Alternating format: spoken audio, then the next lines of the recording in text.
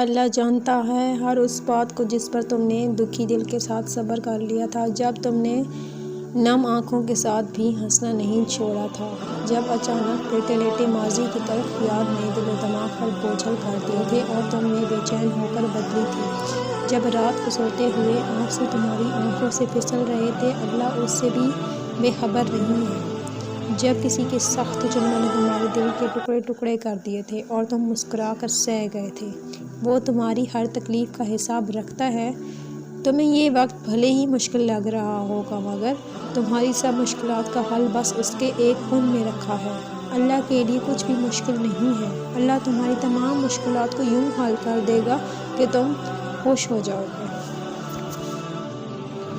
زندگی میں ایک مرحلہ ایسا بھی آتا ہے جب انسان خاموش ہو جاتا ہے، پھر صرف ایک ہی تعلق بچتا ہے، اللہ تعالیٰ اور انسان کا۔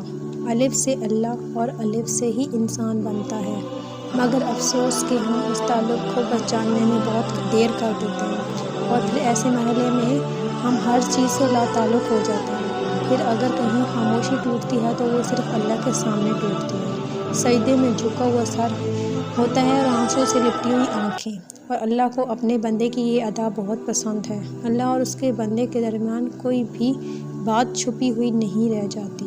اللہ اپنے بندے کو ہر راز پوشیدہ رکھتا ہے۔ اگر انسانوں کے ساتھ یہ راز بانٹے جائیں تو کوئی بھی کسی کے سامنے آنے کے قابل نہ رہے۔ یہ اللہ ہی تو واحد ہستی ہے جو ہماری عزت رکھے ہوئے ہے۔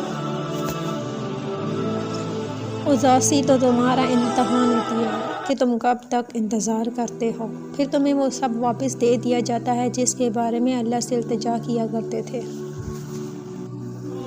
قبولیت کا اشارہ، دعاؤں کا مسلسل تمہارے لبوں کی تسبیح اللہ کی طرف سے تمہارے لیے قبولیت کا ایک اشارہ ہے، اور دعائیں مانگتے رہو، اسے اپنے بندے کے اٹھے ہوئے ہاتھوں کی لاج رکھنا آتا ہے۔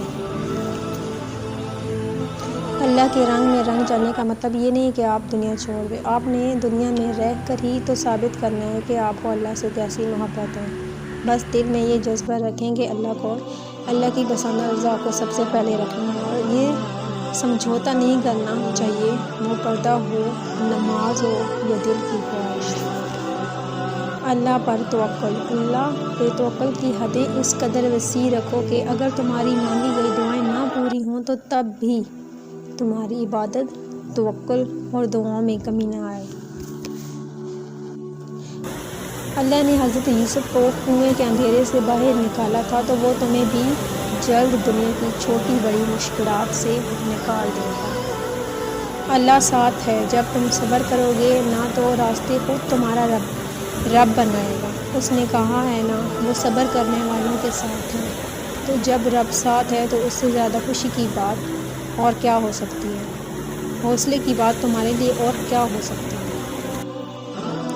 معجزے ہوتے ہیں، جانتے ہو تم اللہ کو بہت محبوب ہو کیونکہ تم نے آزمائش کو ہنس کر گزارا، کیونکہ تم نے صبر کا دامن نہیں چھوڑا، تم نے اپنے یقین کو کمزور نہیں ہونے دیا، کیونکہ تمہیں یقین تھا دعاؤں کی قبولیت کا، اور تمہیں یقین ہے معجزے بھی ہوتے ہیں۔ انشاءاللہ منزل میں رکاوٹیں لاکھ مگر یاد رکھو جو ہمارے حق میں بہتر ہوگا ہماری بہتر ہے۔